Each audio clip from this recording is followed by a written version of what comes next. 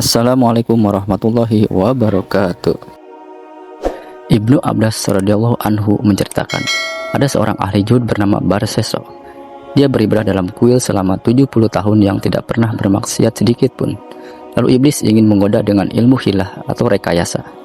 Maka pada suatu saat dia mengumpulkan para pembesar setan dan berkata, "Adakah di antara kalian yang mampu merusak Barseso?" Setan putih berkata kepada iblis, "Saya sanggup merusaknya." Lalu ia berangkat ke tempat Barseso dengan mengenakan pakaian ulama dan mengenakan sesuatu di atas kepalanya. Lalu datang ke kuil Barseso dan memanggilnya, tapi dia tidak menjawabnya. Barseso tidak berhenti dari beribadah, kecuali setiap 10 hari sekali. Tatkala setan putih tak mampu mengambil perhatian Barseso, maka dia berpura-pura sholat dan beribadah di dalam kuil itu.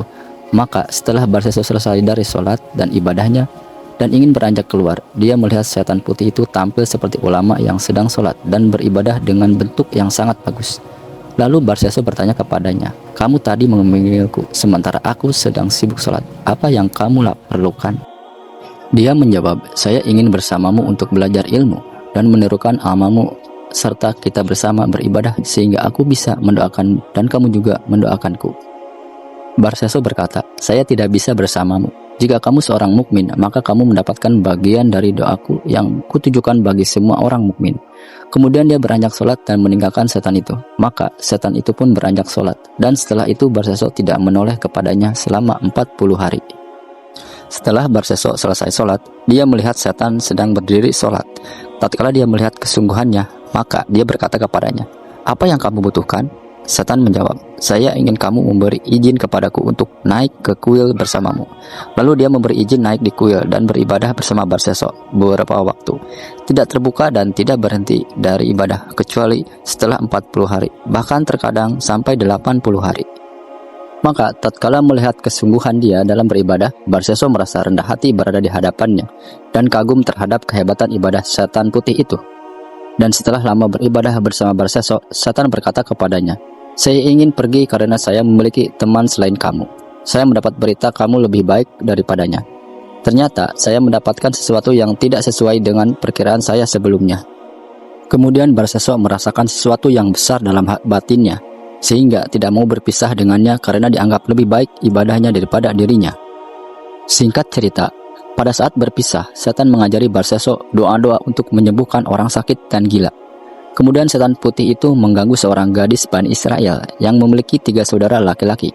Dahulu bapak mereka adalah raja. Setelah bapaknya meninggal, ia digantikan saudara laki-lakinya, yaitu paman gadis itu. Setan menyiksa dan mencekik gadis tersebut. Lalu setan datang kepada keluarga tersebut dan mengabarkan tentang Barseso yang mampu mengobatinya. Setan menyarankan agar gadis itu ditinggal bersama Barseso dan mempercayakan kepadanya karena dia seorang ahli ibadah. Pada awalnya, Barseso menolak gadis itu untuk dititipkan padanya. Namun akhirnya, saudara-saudaranya membuatkan kuil dekat kuil Barseso dan meninggalkan saudara gadisnya di sana. Setelah selesai sholat, Barseso melihat ada gadis cantik berada di dekatnya. Maka dia mulai jatuh hati dan tergoda. Lalu setan mengganggu gadis itu. Lalu Barseso berdoa dan doa yang diajarkan setan dahulu. Setan itu pun keluar dan pergi dari gadis itu. Kemudian dia mulai sholat lagi. Setan itu datang kembali dan mengganggu sang gadis. Maka tanpa sengaja tubuh gadis itu terbuka, dan setan membisikkan Barseso, "Gaulilah gadis itu, dan setelah itu kamu bisa bertobat." Dan setan pun berhasil. Barseso menggauli gadis tersebut sehingga gadis itu hamil dan terlihat mengandung. Kemudian setan berkata kepada Barseso, "Celaka kamu Barseso, bila perbuatanmu itu terungkap, maukah kamu membunuhnya dan setelah itu kamu bisa bertobat? Dan apabila keluarganya menanyakan, maka katakan pada mereka bahwa gadis itu dibawa kabur oleh setan yang telah mengganggunya dan kamu tidak kuasa melawannya." Maka Barseso masuk ke tempat gadis itu dan membunuhnya, lalu dikuburkan di lereng gunung. Pada saat Barseso mengubur gadis itu, setan datang dan menarik ujung pakaian gadis itu sehingga tidak tertimbun tanah dan nampak. Kemudian Barseso kembali ke kuil dan beribadah.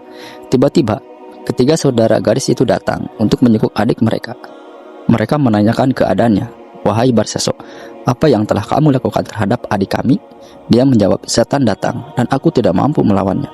Maka mereka percaya dan pulang. Pada saat malam hari, dalam suasana duka, setan datang dalam mimpi saudara gadis itu yang paling besar dan memberitahukan kejadian yang menimpa adiknya.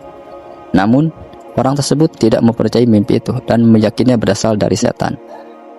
Setelah 3 malam berturut-turut datang dalam mimpi saudara paling besar tadi, namun tidak dihiraukan, maka setan mendatangi kakak yang kedua dan ketiga, memberitahukan seperti yang disampaikan kepada kakak yang pertama.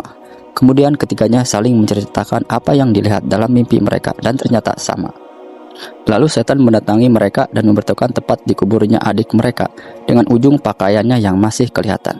Lalu mereka pergi ke tempat yang ditunjukkan setan dan mendapati apa yang diberitakan olehnya. Kemudian mereka pulang kepada keluarga dan familinya, lalu mendatangi kuil Barseso dengan membawa linggis dan kampak. Mereka menghancurkan kuil Barseso dan menangkapnya, lalu dibawa di hadapan raja. Setan kembali membisiki Barseso, "Kamu membunuhnya, kemudian kamu ingkar, akuilah perbuatan itu." Sehingga akhirnya Barseso mengakui perbuatannya. Lalu sang raja menjatuhkan hukuman mati kepadanya dengan disalib di kayu. Pada saat disalib, setan putih mendatanginya. Lalu setan menawarkan bantuan untuk menyelamatkannya dengan bersujud kepada setan. Barseso menyetujuinya dan bersujud kepadanya. Setelah itu setan pun meninggalkannya dan berujar, "Wahai Barseso, inilah yang saya kehendaki darimu. Akhirnya kamu mengikutiku dan kafir terhadap Tuhanmu. Sesungguhnya aku berlepas diri dari perbuatanmu dan aku takut terhadap Tuhan semesta alam." Allah Subhanahu wa Ta'ala berfirman dalam surat Al-Hasr yang artinya, seperti bujukan syaitan ketika dia berkata kepada manusia, "Kafirlah kamu." Maka tatkala manusia itu telah kafir, ia berkata, "Sesungguhnya aku berlepas diri dari kamu, karena sesungguhnya aku takut kepada Allah Tuhan semesta alam." Maka adalah kesudahan keduanya, bahwa sesungguhnya keduanya masuk ke dalam neraka, mereka kekal di dalamnya. Demikianlah balasan orang-orang yang zalim. Wallahu a'lam bishawab.